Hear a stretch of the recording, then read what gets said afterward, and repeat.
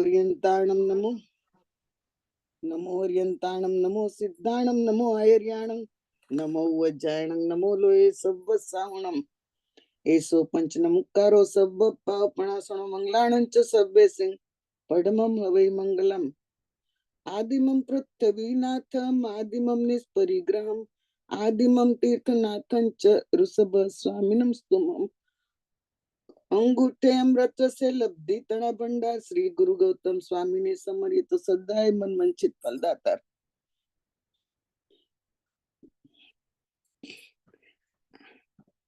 આજનો આપણો છે ને વિષય છે આશ્રવ અને સંવર. એટલે પેલા તો આપણી સમજ, આશ્રવ એટલે શું? આશ્રવ એટલે કર્મ આવવાના દ્વાર. હવે તે કર્મો શુભ પણ હોય અને અશુભ પણ હોય. કર્મ આવવાના દ્વારને આશ્રવ કહેવામાં આવે છે. હવે આમાં પુણ્ય કર્મ આવે તો આપણને કઈ તકલીફ આપતું નથી. તે કર્મ મોક્ષમાં જવા માટે બાધારૂપ બનવાનું નથી. પરંતુ જો અશુભ કર્મ આવે તો તે આપણા માટે અડચણરૂપ છે. તેના ઓપોઝિટમાં સંવર એટલે સંવર. હવે આશ્રવને આપણે કહ્યું કે શુભ કર્મ આવે તો સારું થાય અને અશુભ કર્મ આવે તો ખરાબ થાય. હવે એના સામે ઓપોઝિટમાં સંવર. સંવર એટલે આશ્રવને અટકાવે, તેને સંવર કહેવાય.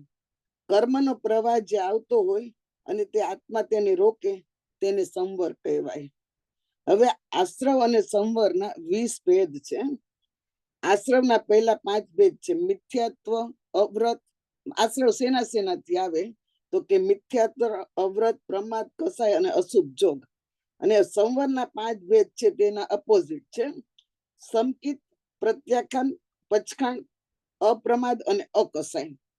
અને શુભ યોગ એના પછીના 5 પ્રાણાતિપાત, મુસાવાદ, ઉદ્ધતાદાન, મૈથુન અને પરિગ્રહ. અને તેની સામે સંવરના બીજા 5 જીવદયા, સત્ય વચન, ત્યાગ, અચૌર્ય, બ્રહ્મચર્ય અને 10 અપરિગ્રહ. 10 થી 15 આશ્રવના ભેદ છે. શ્રોતેન્દ્રિય, ચક્ષુન્દ્રિય, ઘાણેન્દ્રિય, રસનેન્દ્રિય અને સ્પર્શેન્દ્રિય. આનો ખોટો ઉપયોગ કરવો તેને આશ્રવ કહેવાય છે અને એનો સાચો ઉપયોગ કરીએ, યોગ્ય ઉપયોગ કરવો તેને સંવર કહેવાય છે. હવે 17-18 એ યોગ, 18 યોગ છે. એટલે કે મન, વચન, કાયા તેના પણ મ્યુચ્યુઅલ એટલે આશ્રવ અને સારો ઉપયોગ કરીએ તેને સંવર કહેવાય છે. હવે 19મું છે ઉપકરણ યાતના. એટલે કે ભંડ ઉપકરણ યાતના. એટલે લે અને મૂકે. અને 20મું છે સૂચિ પુષ્પક. તેનું અપોઝિટ છે ભંડ ઉપકરણ યાતના.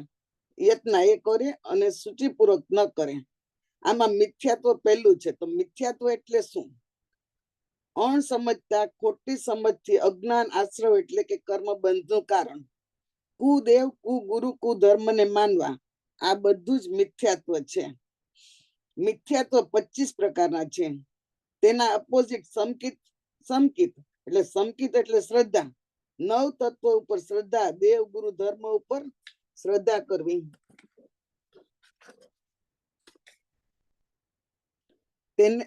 તેને સંવર કહેવાય છે. સંકિત પામવાના 5 લક્ષણો છે. તે કયા? તો કે સંવેગ, નિર્વેગ, અનુકંપા અને આસ્થા. સમ એટલે કસાયોનું સંવેગ કરવું. સંવેગ એટલે ધર્મમાં રુચિ અને મોક્ષની અભિલાષા. નિર્વેદ એટલે સંસારના ભોગોમાં અરુચિ, એટલે કે ન ગમે, વૈરાગ્ય ભાવ આવે તેને રાખવો તે નિર્વેદનું. અનુકંપા એટલે કે દયા, દુખી જીવોને જોઈને દયા આવે અને તેના દુઃખ દૂર કરવાની ભાવના કરીએ તેને અનુકંપા કહેવાય છે. આસ્થા એટલે શ્રદ્ધા. ધર્મ, પુણ્ય, પાપ, આત્મા, પરલોક, સ્વર્ગ, નરક આ બધું જ છે. મારા ભગવાન જે કહી ગયા છે તે બધું સાચું જ છે, માટે આ સત્ય છે, તેથી એવી શ્રદ્ધા રાખવી. એટલે જૈન ધર્મમાં આપણે કહીએ છીએ ને, જૈન ધર્મમાં શ્રદ્ધા રાખવી. આ મિથ્યાત્વ અને સમકિત. હવે સમકિતી જીવો હોય તે 7 સ્થાનમાં આયુષ્યનો નવો બંધ ન બાંધે. સમકિત જીવો હોય જે ધર્મ ખૂબ કરતા હોય એ લોકો 7 જગ્યાએ નરકમાં, તિર્યંશમાં સ્ત્રી, પુરુષ, નપુંસક, ભવનપતિ અને વાણ્યંતર અને જ્યોતિષી, આમાં એ લોકો સ્થાન ન પામે. અને ચમકીતી જીવ મોક્ષમાં જવાના એટલે કે એ જ ભવમાં, અને ઉત્કૃષ્ટ એટલે કે વધારેમાં વધારે 15 ભવે મોક્ષ પામે છે. સમકિત કદાચ વમન થઈ ગયું હોય તો જગન્ય અંતર્મુહૂર્તમાં એટલે કે તરત ને તરત જ, અને ઉત્કૃષ્ટ એટલે ફરીથી જ્યારે તેને સમકિતની પ્રાપ્તિ થાય, ચારિત્ર લે અને તેમને મુક્તિ થાય. એના પછી છે અવ્રત. આશ્રમનું એટલે કોઈ પણ પ્રકારના અવ્રત પચખાણ ન કરવા. પ્રાણાતિપાદ આદિ 12 વ્રત છે, તેમાંથી નિવૃત્ત ન થવું. શ્રાવકના 12 વ્રતમાં આપણે કોઈ પણ પ્રકારે પચખાણ ન કરીએ, દ્રવ્યથી, ક્ષેત્રથી, કાળથી, ભાવથી, તો એ અવ્રત કહેવાય છે. હવે વ્રત દેશવૃત્તિ પણ હોય છે અને સર્વવૃત્તિ પણ હોય છે. દેશવૃત્તિ એટલે કે શક્તિ અનુસાર પચખાણ લે. શ્રાવક શ્રાવિકા શક્તિ પ્રમાણે પચખાણ લે તો તેને દેશવૃત્તિ કહેવાય છે. અને સર્વવૃત્તિ એટલે કે બધા જ પાપો સર્વથા ત્યાગ કરે, તેને સર્વવૃત્તિ કહેવાય છે. જેમ કે આપણા સાધુ સાધ્વી છે. હવે આમાં વ્રત પચખાણ એટલે કે શ્રાવકના 12 વ્રત માંથી કોઈ પણ એક વ્રત લે તેને કહેવાય છે સંવર. જેમ કે આપણે કંદમૂળની બાધા લીધી છે તો આપણે ઘણા બધા જીવોને અભયદાન આપ્યું છે, તો આપણે વ્રતના ઘરમાં આવ્યા કહેવાય. ત્રીજું છે પ્રમાદ અને અપ્રમાદ. પ્રમાદ એટલે આળસ. શુભ કાર્યમાં કે ધર્મ કાર્યમાં કોઈ પણ જાતનો પુરુષાર્થ ન કરવો તેને પ્રમાદ કહેવાય છે. અને જ્ઞાન દર્શન ચારિત્ર રૂપ મોક્ષ માર્ગની કોઈ પણ પ્રવૃત્તિ ન કરવી અને પ્રમાદ વાળી પાપ ક્રિયા કરવી તેને પ્રમાદ કહેવાય છે. તેના 5 ભેદ છે: મધ્ય, વિષય, કસાય, નિંદ્રા અને વિકથા. મધ્ય એટલે ડ્રિંક, દારૂ પીવો, સ્મોકિંગ કરવું અને વિષય વાસના રાખવી, એને મધ્ય કહેવાય છે. ઇન્દ્રિયના 23 5 ઇન્દ્રિયના 23 વિષય છે. કષાય એટલે કે ક્રોધ, માન, માયા, લોભ અને નિંદ્રા એટલે ઊંઘવું સૌથી મોટો પ્રમાદ છે. ઊંઘવું અને વિકથા એટલે કે ગોસિપ, જેમ કે પુરુષ કથા, દેશ કથા, ભક્ત કથા, રાજકથા. આ પ્રમાદ કરવાથી આપણું શરીર સંપત્તિ, આપણો ભાવ સંપત્તિ, આપણો ભાવ અને આપણો ભાવ અને ભવ બધું જ બગાડે છે. તેની સામે અપ્રમાદ એટલે કે સંવરનો ત્રીજો ભેદ છે મોક્ષ માર્ગની ક્રિયામાં પ્રવૃત્તિ કરવી, આપણને જ્ઞાન દર્શન ચારિત્રની આરાધના કરવી. મધ્યમાં આપણે 5 ઇન્દ્રિયના 23 વિષય ઉપર કંટ્રોલ રાખીએ. ક્રોધ, માન, માયા, લોભ ઓછો રાખીએ. નિંદ્રા એટલે આપણે ઊંઘમાં આપણે ઘટાડો કરી.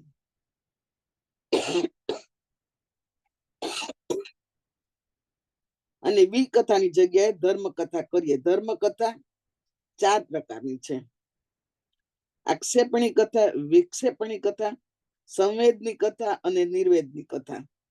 આક્ષેપણી કથા એટલે કે એવી કથા કે જે હું થી દૂર રહે અને તત્વ એટલે જ્ઞાનને પ્રગટ કરે. વિક્ષેપણી કથા એટલે કે આ કથા સાંભળનાર કુમાર્ગમાંથી દૂર જઈ સન્માર્ગને સ્થાપે. સંવેદની કથા એ એવી કથા છે કે આપણે સંસારથી વૈરાગ્ય આવે, જેનાથી આપણે મોક્ષાભિલાષી બન્યા.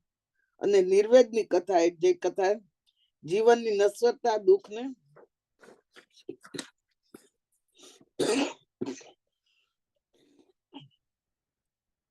વર્ણન કરે.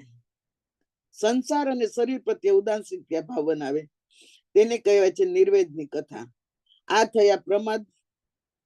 તેના પછી છે કસાય. કસાયના 4 પ્રકાર છે: ક્રોધ કસાય, માન કસાય, માયા કસાય અને લોભ કસાય.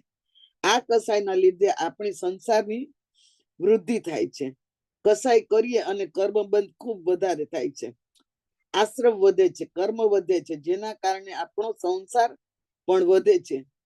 તેની સામે અકસાય તો ક્રોધ, માન, માયા, લોભને ઓછા કરવા માટે ક્ષમા, નમ્રતા, સરળતા અને સંતોષ જેવા ગુણોને અપનાવવા જોઈએ. તો આપણામાં કસાય ઓછા થાય અને સંવરના ઘરમાં આવી શકીએ. હવે 5મું છે અશુભ યોગ એટલે કે મન, વચન, કાયાથી અશુભ પ્રવૃત્તિ, તેને કહેવાય છે અશુભ યોગ.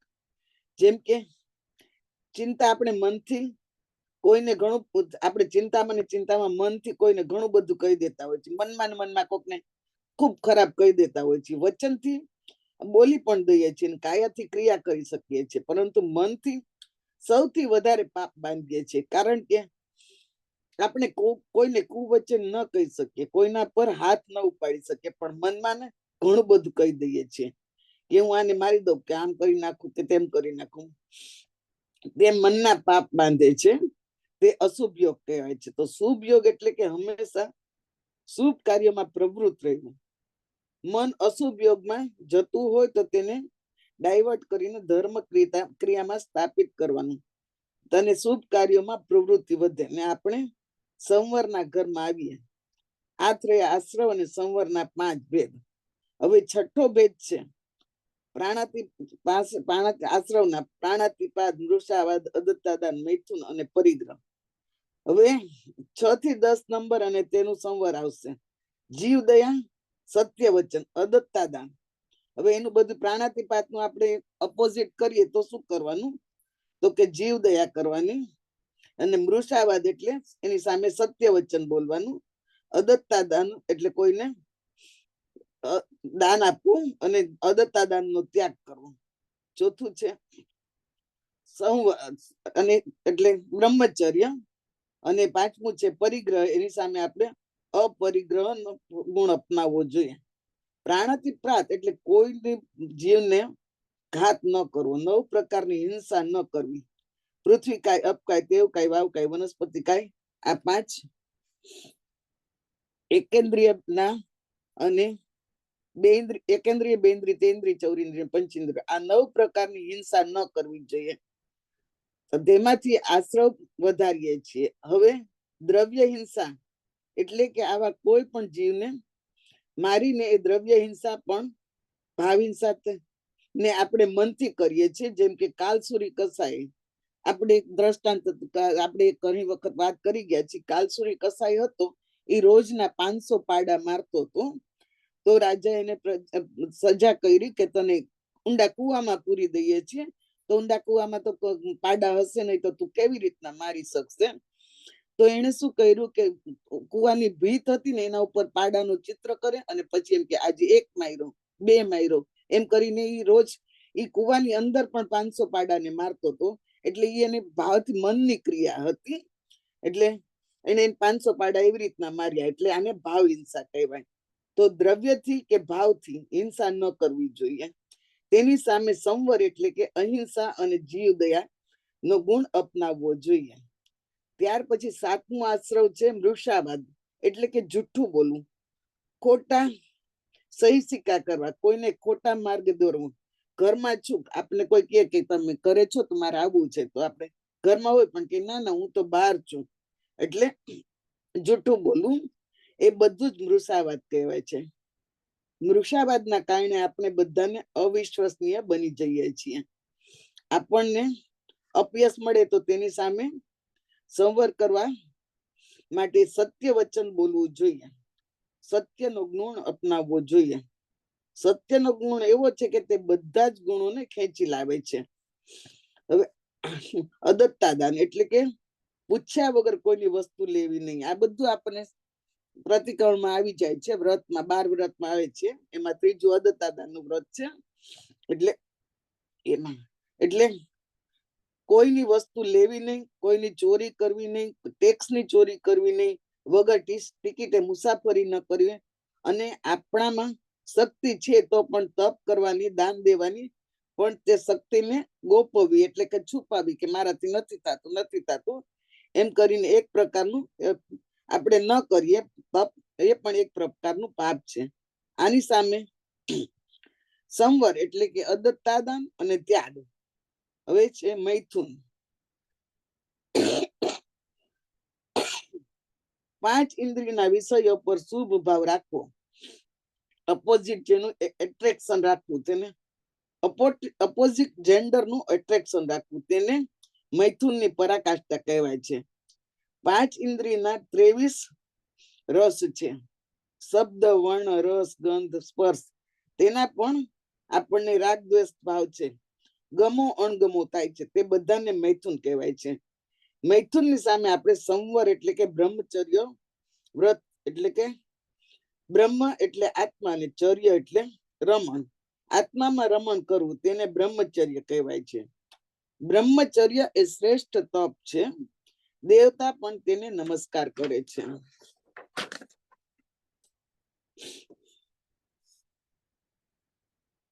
હવે આશ્રમ. આશ્રમ છે પરિગ્રહ, સંગ્રહ કરવાની ભાવના, કે જરૂર કરતા વધારે રાખવાની ઈચ્છા, આપવાની દાનત નહીં. આપણી પાસે વધારે વસ્તુ હોય પણ તોય ઘરમાં સંગ્રહી રાખવાની, કોઈને આપવાની નહીં. આ બધાનું નામ પરિગ્રહ છે. પરિગ્રહ બાહ્ય પર હોય છે અને અભ્યંતર પણ હોય છે. પરિગ્રહ 9 પ્રકારના છે. 9 પ્રકારના બાહ્ય છે, જે પોતાની વસ્તુ હિરણ, સોનું, હીરા, ધન, ધાન્ય, દુપદ, ચૌપદ અને કુવિયા, આ 9 બાહ્ય પરિગ્રહ છે.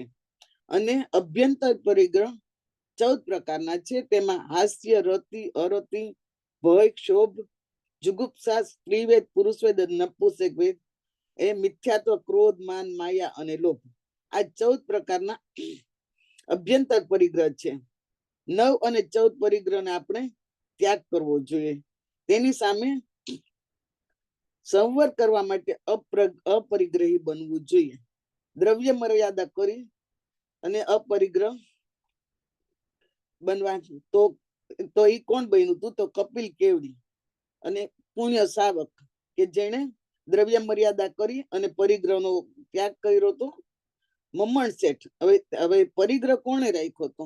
તો મમણ શેઠ, જેની વાર્તા આપણે ઘણી વખત કરી ગયા છીએ, કે મમણ શેઠે એક લાડવો, એના આગલા ભાવમાં એક લાડવો મળ્યો હતો. તો એને સાધુ મહારાજને જોયા તો ઓરાવી દીધો. અને પછી એના મિત્રો આવ્યા તો કે તે લાડવો ખાધો, કેવો સરસ લાડવો હતો. તો કે ના, મેં તો સાધુ મહારાજને ઓરાવી દીધો. તો કે તે એક દાણો ન ચાખ્યો? તો કે ના. તો કે અરે રે, કેવી ભૂલ કરાય, કે કેવો સરસ લાડવો હતો. કે તો મમણ શેઠ ત્યાં આગળના ભાવમાં જાય છે સાધુ મહારાજ આગળ અને કે મારો લાડવો મને પાછો આપો, કારણ કે મારે ખાવો છે. તો સાધુ મહારાજ કે છે કે હવે અમે પાત્રામાં લીધેલી વસ્તુ તમને પાછી ના આપી શકીએ. એટલે સાધુ મહારાજ પોતે નથી ખાતા ને એને પાછું નથી આપતા ને ક્યાંક જઈને દાટી દે છે. એટલે આને ખૂબ મમણ શેઠ ને પસ્તાવો થાય છે કે મેં આવો સરસ લાડવો ગુમાવ્યો ને મને ખાવા ન મળ્યો. હવે એટલે એના પછીના ભાવમાં એ મમણ શેઠ બન્યા. ખૂબ હીરા મોતી બધું હતું, પણ ખાઈ પી નહોતા શકતા. ભિખારીની જેમ રહેતા હતા. મેલું મેલું ધોતિયું પહેરે અને એવી રીતે આપણે વાત કરી ગયા છીએ. હવે એના પછી આશ્રવ અને સંવરના ભેદ છે. શ્રોતેન્દ્રિય, ચક્ષુન્દ્રિય, ઘાણેન્દ્રિય, રસનેન્દ્રિય અને સ્પર્શેન્દ્રિય, આ 5નો ખોટો ઉપયોગ કરો તે આશ્રવ અને સાચો ઉપયોગ કરવો તે સંવર. શ્રોતેન્દ્રિય એટલે કાન. 3 પ્રકારના રાગ દ્વેષ રાખવો જોઈએ. એટલે કર્મનું આવવું એટલે આશ્રવ. જીવ, અજીવ અને મિશ્ર, આ 3 પ્રકાર પર કંટ્રોલ રાખવો તેને સંવર કહેવાય છે. જેના એક્ઝામ્પલ તરીકે એક હરણ છે, જેને મ્યુઝિક સાંભળવાનો બહુ જ ગમે છે. તે મ્યુઝિક સાંભળવામાં એટલો બધો તલ્લીન થઈ જાય છે કે શિકારી આવે છે અને એનો શિકાર કરી જાય છે અને ત્યાં એનું મૃત્યુ થાય છે. એટલે આ એને રાગ હતો ને, એટલે હવે ચક્ષુન્દ્રિય. ચક્ષુન્દ્રિય એટલે આંખેથી જોવું.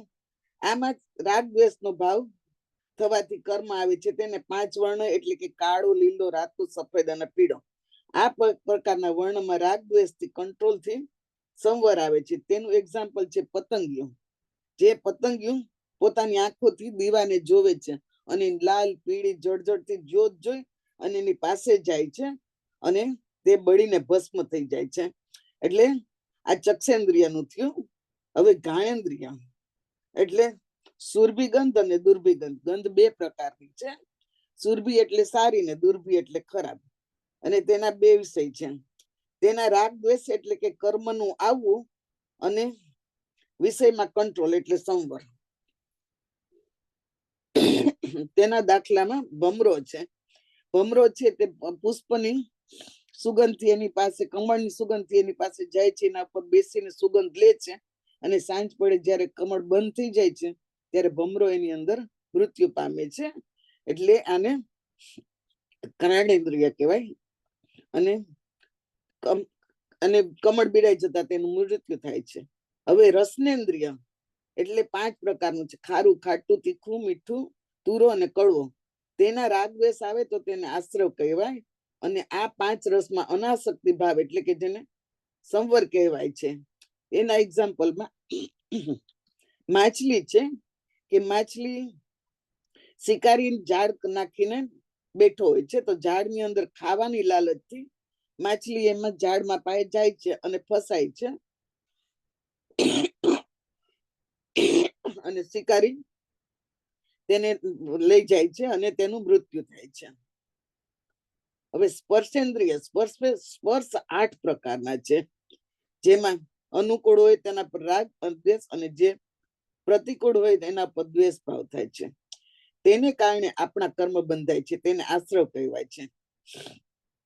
8 પ્રકારના સ્પર્શ હોય છે તે હલકો ભારે, શીતળ ઉષ્ણ, સુવાળો ખરબચડો, વૃક્ષ અને સ્નિગ્ધ. આ 8 પ્રકારના સ્પર્શની આસક્તિ એટલે આશ્રવ. એમાં દાખલા તરીકે ભેંસ ઠંડા પાણીમાં બેઠી છે, ગરમી છે એટલે ઠંડા પાણીમાં બેઠી છે, ઠંડુ પાણી એને બહુ જ ગમે છે, તે બેસે છે અને મગર આવીને તેને ખાઈ જાય છે, એટલે તેનું મૃત્યુ થાય છે. એટલે મન અને વચન અને કાયાનો મિસયુઝ થાય તેને આશ્રવ, અને મન વચન કાયાનો સદુપયોગ થાય તેને સંવર કહેવાય છે. મનથી રાગ દ્વેષ આત્મ ધ્યાન રૌદ્ર ધ્યાન તે બધા આશ્રવના કારણો છે. અને એ વિચારોમાં આપણને ગુસ્સો આવે છે ને આત્મ ધ્યાન આવે છે, રડવું આવે છે, રાગ આવે છે, દ્વેષ આવે છે, તે ભાવથી આશ્રવ થાય છે. તેની સામે મનથી ધર્મ ધ્યાન અને શુક્લ ધ્યાન કરીએ તો આપણને સંવરની ભાવના થાય છે.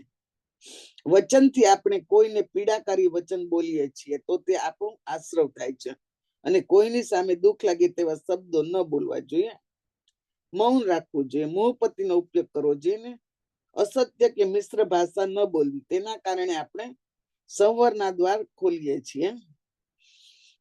કાયા એટલે કે શરીરથી આપણે જે વર્તન વ્યવહાર કરીએ છીએ એના દ્વારા આશ્રવના દ્વાર ખુલી જાય છે. તે આશ્રવ અને કાયાથી આપણે એવી વાણી વ્યવહાર રાખીએ છીએ ત્યાં સામાવાળાને કોઈ કસાઈ ન થાય.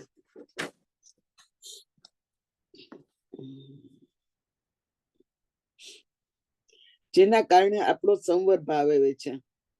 હવે ભંડ ઉપકરણ અસાત અયત્ના એટલે મૂકે વસ્ત્ર, જીવનની જરૂરી વસ્તુ જેમ જેમ લે તે મૂકે તેને કહેવાય છે ભંડ ઉપકરણ અયત્ના. એ લે અને મૂકે તેના કારણે આપણે આશ્રવનો દ્વાર ખોલીએ છીએ. જીવ અને અજીવને યત્નપૂર્વક મૂકવું જોઈએ. કાગળ ક્રોધમાં ફાડીએ તો તેનું પણ આ પાપ લાગે છે. ભલે કાગળ અજીવ છે, પરંતુ આપણો ભાવ તો ક્રોધનો છે ને, તેના કારણે આપણને પાપ લાગે છે. તો ભંડ ઉપકરણ યત્ન લેવું તે સંવર થયો. કોઈ પણ વસ્તુનો ઘા કરો કે શાંતિથી મૂકો, તેમાં ઘણો ફેર પડી જાય છે. 20મું સુરુચિ પસગ્ગ એટલે કે સૂચિ એટલે સોય, અને પુસગ્ગ એટલે કે ઘાસના અગ્રભાગમાં હોય એટલું, એટલે કે ઘાસની અગ્રભાગની ઉપર પાણી કેટલું રહે તેટલો સમયનો પણ પ્રમાદ ન કરો.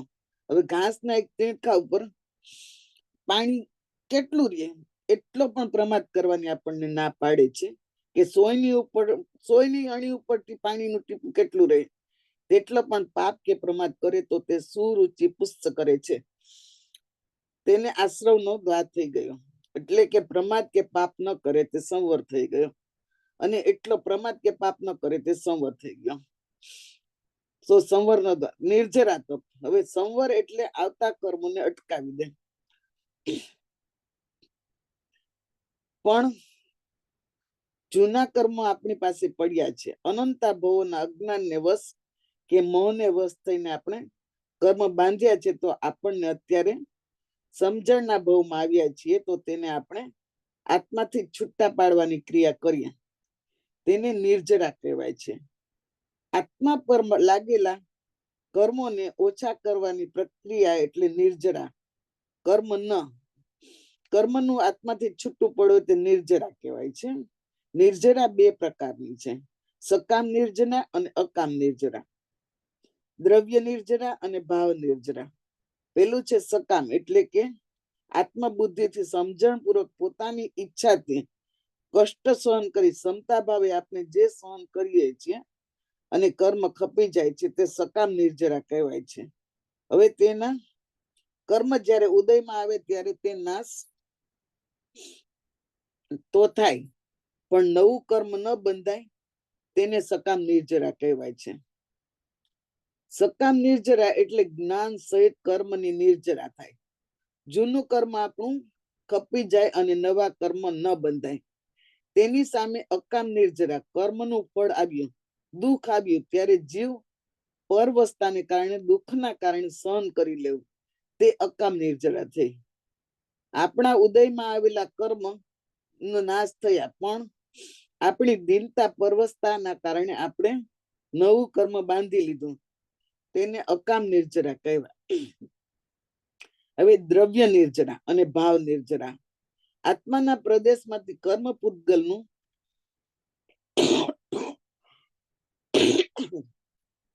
ખરી જવું તે દ્રવ્ય, અને વસ્તુ અને ભાવ એટલે કે આપણા અંદરના ભાવ કર્મનું ખરી જવું તે દ્રવ્ય નિર્જરા.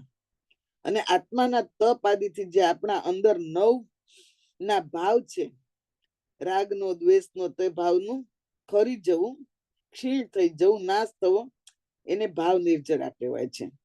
નિર્જરા શેનાથી થાય? તો નિર્જરા તપ દ્વારા થાય છે. ઈચ્છાઓનો નિરોધ તપના બે પ્રકાર છે, બાહ્ય તપ અને અભ્યંતર તપ. બાહ્ય તપના 6 ભેદ છે અને અભ્યંતર તપના પણ 6 ભેદ છે.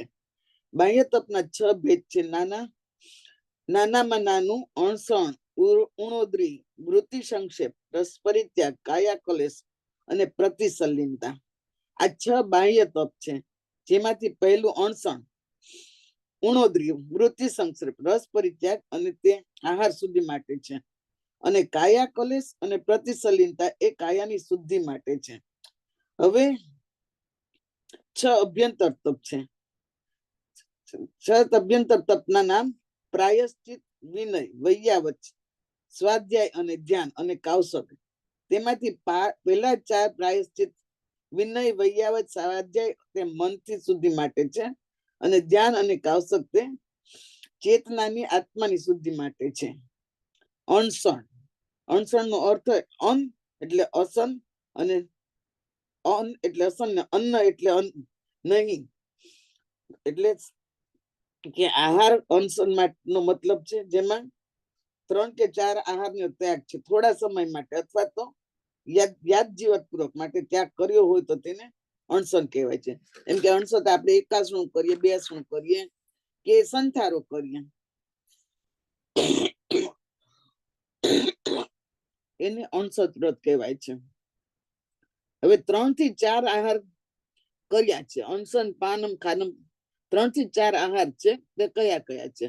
અસણમ, પાણમ, ખાઈમમ, સાયમમ. એટલે કે અસણ એટલે પાણ, અસણ એટલે અન્ન, પાણમ એટલે પાણ, ખાઈમમ અને સાયમમ મુખવાસ અને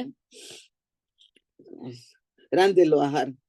અસણમ એટલે સર્વ પ્રકારે રાંધેલા આહાર, પાણમ એટલે સર્વ પ્રકારના પ્રવાહી પાણી, ખાદીમમ એટલે કે સૂકો મેવો, લીલો મેવો અને ફળ ફળાદી, અને સાયમમ એટલે કે મુખવાસનો તમામ પ્રકારમાં આવી ગયા.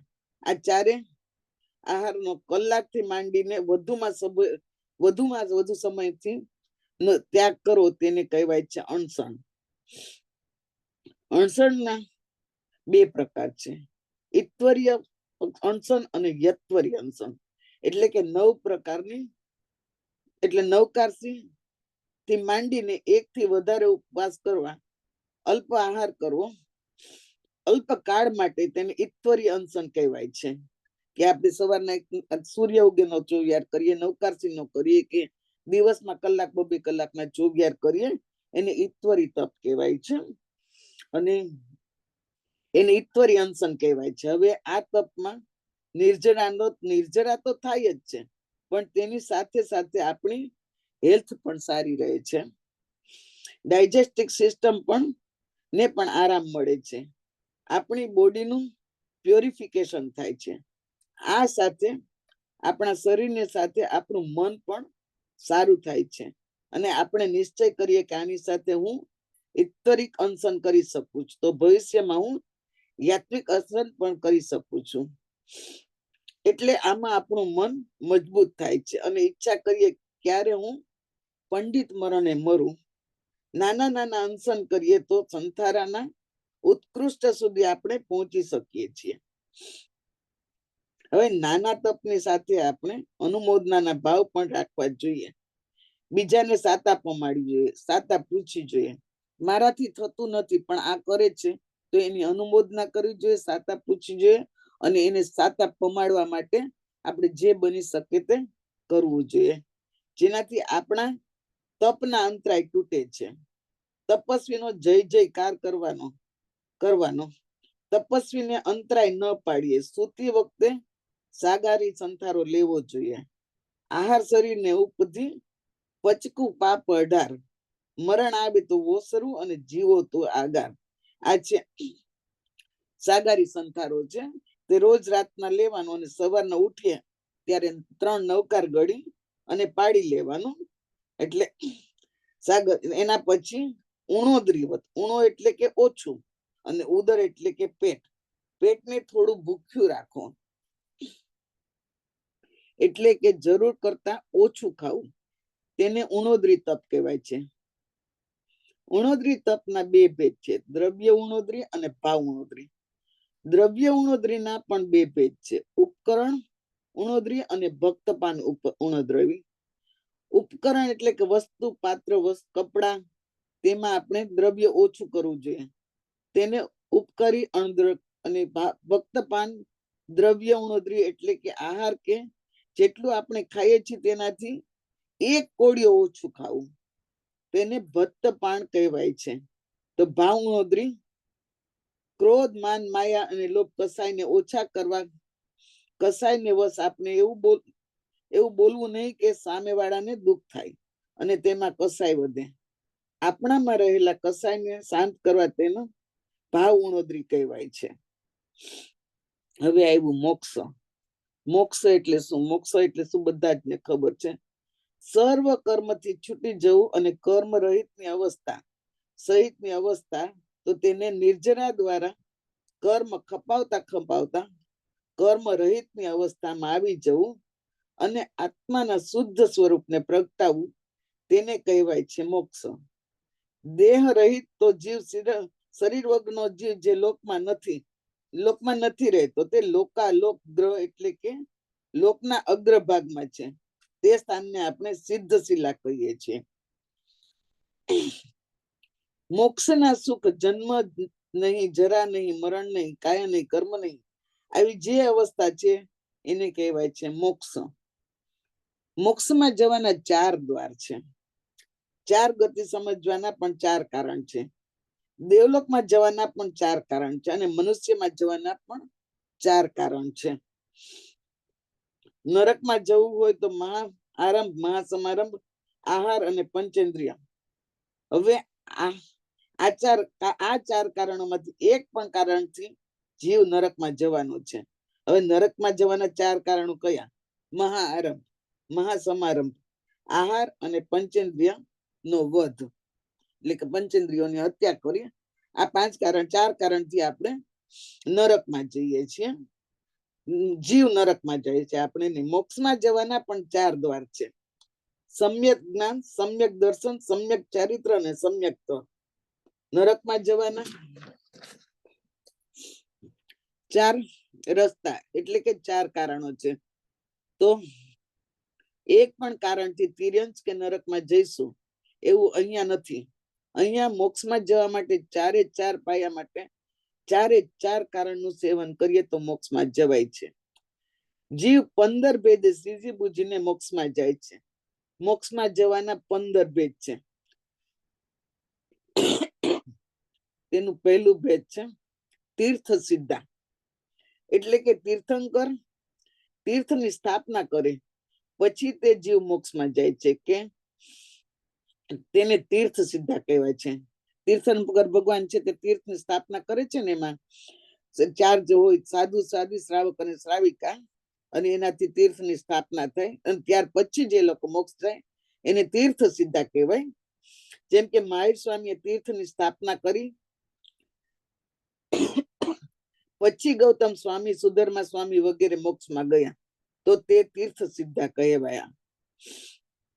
અતીર્થ સિદ્ધા એટલે તીર્થંકરો એ તીર્થ સ્થાપના નથી કરી, હજુ તેઓ તીર્થને વિચ્છેદ હોય, જે સમયે તીર્થ ન હોય અને તેઓ મોક્ષમાં જાય તેને અતીર્થ સિદ્ધા કહેવાય. કે તીર્થ એટલે કે જ્યાં સાધુ સાધ્વી શ્રાવક શ્રાવિકા ચાર પાયા અને સંઘથી અને સે સંઘ બની જાય તેને તીર્થ કહેવાય.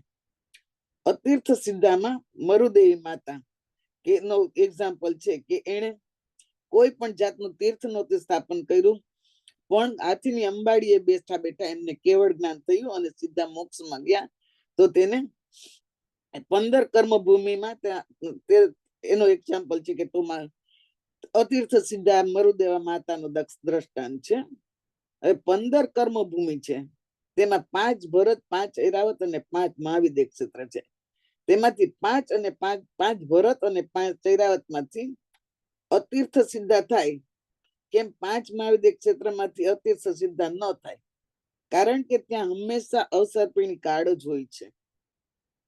અવસર્પિણી કાળ હોય ત્યાં હંમેશા ચોથો આરો ચાલતો હોય છે.